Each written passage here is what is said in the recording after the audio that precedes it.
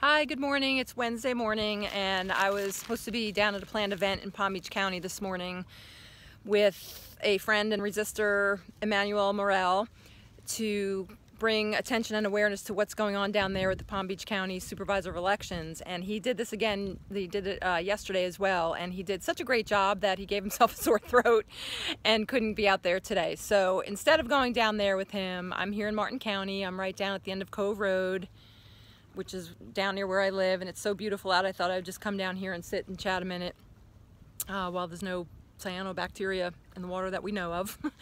Emmanuel had this really great idea I thought was awesome called Wake Up Wednesday, where we can just talk to people about things that are going on and make people aware. So I made this little poster of Wake Up Wednesday, and I'm just going to talk instead about a little bit about what's going on in Palm Beach County, because, you know, I posted about this yesterday and I was really surprised that some people who generally are aware and paying attention still didn't really know what was going on or what the deal was, or that maybe, you know, this should have happened. Susan Booker has been fired / resigned from her position, and they're like, well, you know, the buck stops somewhere, you know, somebody's got to go if there hasn't been a job well done. And you know, I want people to know that's not what this is about. And I get it. It's really hard to keep up with everything. I get that. There's so much. So I thought I would just chat a few minutes about what is going on down there so people know and can be more informed. So let's see. Let's start with, first I just want to say that everything that I'm talking about here, there are good sources for, mostly from the Palm Beach Post or other sources that have fact checkers, editorial boards, people who know Susan Booker personally. I think sources are really important. So anything that I'm talking about here like that is not just my opinion. It's all public documents. So let's start with what happened after the election. There was the recount, right, in the governor and Senate races, and Rick Scott and Donald Trump were really vocal about, you know, there's voter fraud going on down in Palm Beach County and Broward County, and it was very quickly found out there was none of that going on.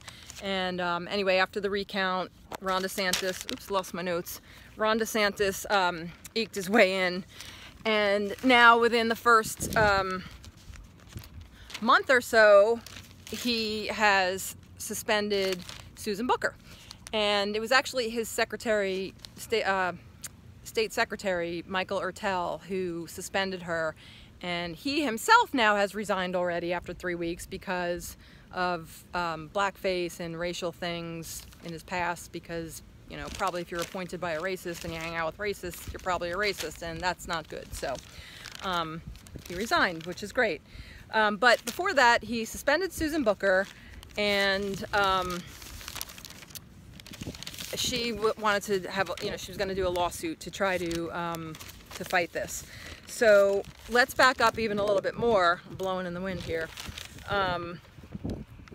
to before she was a supervisor of elections. Susan Booker was a House representative in the Florida State House, and she was a Democrat, and it was Republican led, and she was a badass, and she was vocal on a lot of things and pushed back. So you know, she does not feel like she can get a fair trial in a Republican-held Senate right now. So bear that in mind, because that has to do with what's going on now too.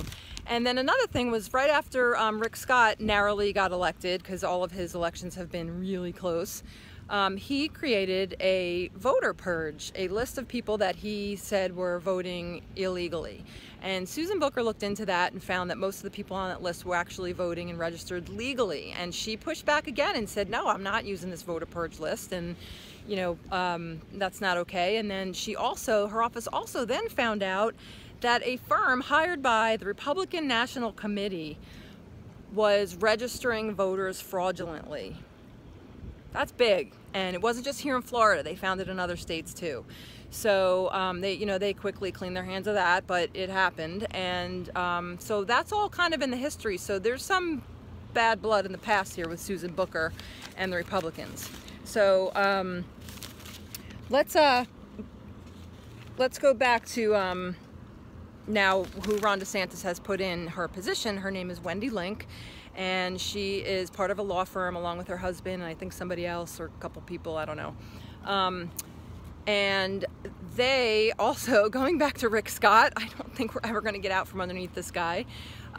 He created a $6 million contract for them to be legal counsel for Citizens property insurance, right? Citizens, the big one after all the hurricanes, they basically do all the property insurance. And this group had no prior property insurance experience. They were the highest bidder with the lowest rating, but they were given the contract, and they have connections to Rick Scott and to the person who was the president of Citizens, who was also a neighbor of Rick Scott in Naples. So, you know, these are the things that are going on here, and it's not just about like someone didn't do their job and someone, you know, has to be responsible. That's not what's going on here, and that's why it's so important that we know about it.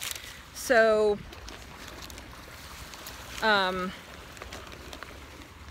so where are we now? So Susan gets suspended, she wants to do a lawsuit, and then she just resigned the other day.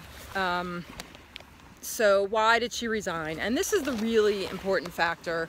She resigned because she feels like she can't get a fair trial. And that's really huge.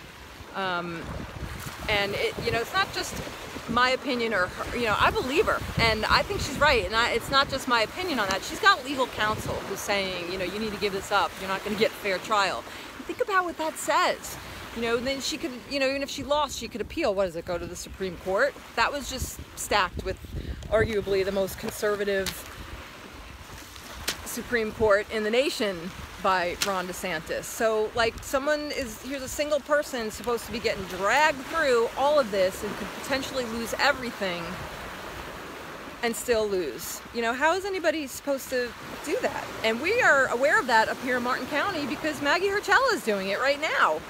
But we can't expect that of everybody. And so where does that leave us? You know, this is a threat to our democracy. If you speak out about something or feel something's unfair and you can't get a fair trial on it, that is what happens in fascist countries. This is where we are. All right, so let me find my notes and sum up here. I think, you know, what I think is important now is that it comes down to us now, right? She can't fight this anymore by herself. And, you know, the party's not fighting.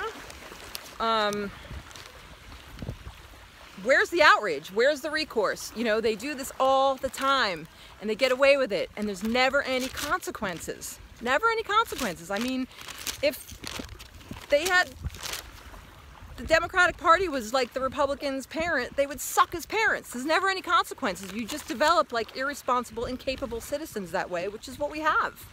So I'm annoyed with the Democratic Party too. Like, we need to fight this back and they're not. So what do we get then? Where are we left with then, right? Us, we the people. And that's what it comes down to. Emmanuel and other people trying to make people aware that this is what's going on and it's up to us to fight it. And I'm not gonna lie, I've been struggling since the election, man. We're drowning in quicksand. We lost everything. They have all the legislation, all the laws, all the big players, everything. So, you know, I get why people walk away and want to give up, but you know, then I think about the Emmanuel Morels and the Maggie Hurchellas and all the way back to the abolitionists and the suffragists, and I think, who am I to walk away? Who are any of us to walk away? You know, this is important for our state, and if you think about it, Florida in 2020, this is important for our country. We're in a bad way. We are in crisis right now, and if we're not going to fight, who's going to do it? Who's going to do it? We look back, right, and all the past fights and say, wow, who are those people? Who are those people that did that? We are the people. We're the ones. So we got to get loud, make a ruckus, make sure people know what's going on, and not give up. And just every day be out there, despite whatever odds it feels like, despite how much we want to pack it in and just go to the beach or play with our kids, take some time, educate people, and encourage people to fight back. We are the ones. This is our community, our state. Fight back. So, happy Wake Up Wednesday. Thanks a lot for listening.